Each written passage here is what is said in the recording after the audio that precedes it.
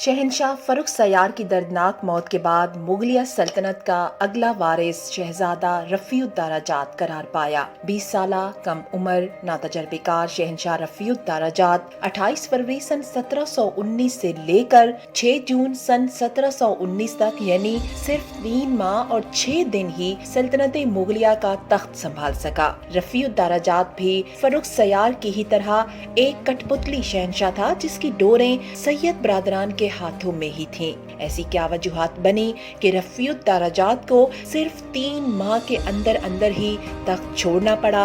आज की वीडियो में 2 बदकिस्मत मुगल शहंशाह भाई रफ़ीउद्दराजात और रफ़ीउद्दौला की दास्तान हयात आपको दिखाएंगे जो कि 10वें और 11वें मुगल शहंशाह करार पाए। आप देख रहे हैं ट्रू इन्फो नेटवर्क और मैं हूँ आमना गुल।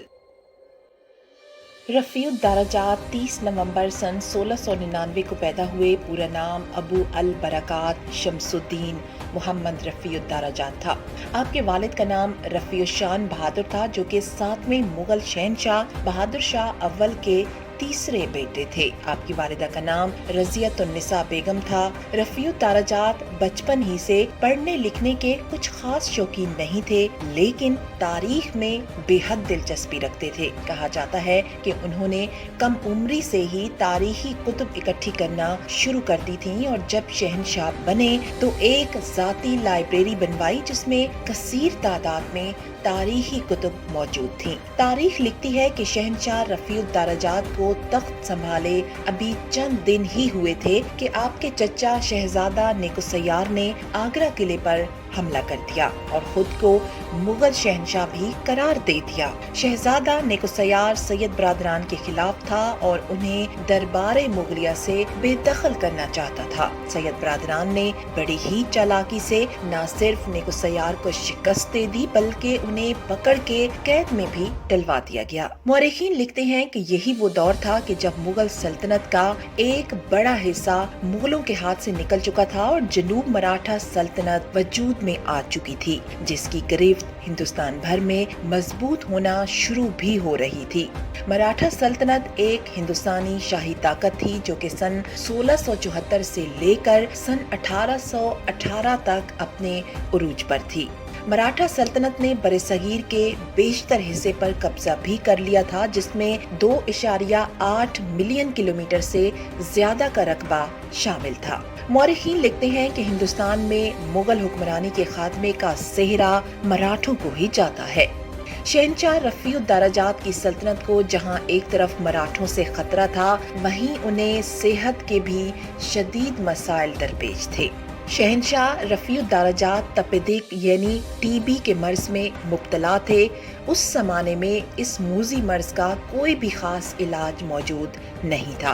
जब शहंशाह रफ़ीउद्दराजात की सेहत बिगड़ी तो उन्होंने सैयद बरादरान से दरख्वास्त की कि उनके मरने के बाद उनके बड़े भाई रफ़ीउद्दौला को मुगल शहंशाह करार दिया जाए। 6 जून सन 1719 को शहंशाह रफ़ीउद्दराजात तकरीबन 20 साल की उम्र में अपने खाले के हकीकी से जा मिले। उन्हें मैरोली में सूफी बुजुर्ग ख्वाजा कुतुबुद्दीन बख्तियार काकी रहमतुल्लाह अलैह के मज़ार के नवा में दफन किया गया।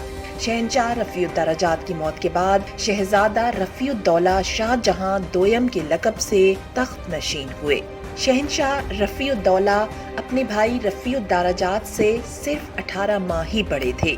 उनकी शादी हुई या नहीं, कोई औलाद थी या नहीं, तारीख इस बारे खामोश है। शाहजहां दोयम की ताजपोशी लाल किले के दीवाने खास में हुई थी। जैसे शहंशाह रफ़ीउद्दराजात को सैयद बरादरान ने तख्त नशीन कराया था, बिल्कुल इसी तरह शाहजहां दोयम की तख्त नशीनी के पीछे भी असल ताकत सैयद बरादरान की ही थी। तारीख लिखती है कि शहंशाह शाहजहां दोयम एक नरम दिल इंसान थे। भेस बदल बदल के लोगों के मसाइल हल करने की कोशिश भी करते थे। सूफियों और उलमा की बेहद इज्जत करते सकते, लेकिन उन्हें सैयद बरादरान की मर्जी के बरखिलाफ कोई भी काम करने की इजाजत हासिल नहीं थी। यहाँ तक कि किसी सैयद भाई की मौजूदगी के बगैर उन्हें किसी बुजुर्ग से मिलने या नमाज़े जुमा के इज्तिमा में भी शिरकत की इजाजत नहीं थी। अपने छोटे भाई शहंशाह रफ़ीउद्दरजात की तरह उनका दौरे हुकूमत भी इंतहाई कलील ही साबित हुआ, क्योंकि शाहजहां दोयम भी तपेदिक जैसे मूजी मर्ज का शिकार थे। उन्हें तख्त नशीन हुए अभी 3 माह और 11 दिन ही हुए थे कि उनका 17 सितंबर सन 1719 को 22 साल की उम्र में इंतकाल हो गया।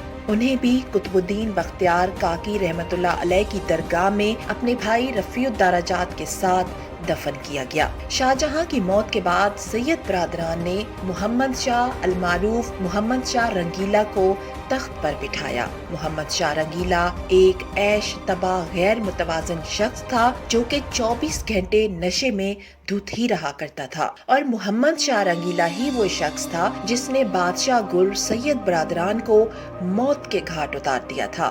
मोहम्मद शाह रंगीला का दौर मुगलिया सल्तनत की तारीख का बदतरीन दौर क्यों कहलवाया जाता है, ये सब आपको बताएंगे, लेकिन मुगलिया सल्तनत की अगली किस्त में।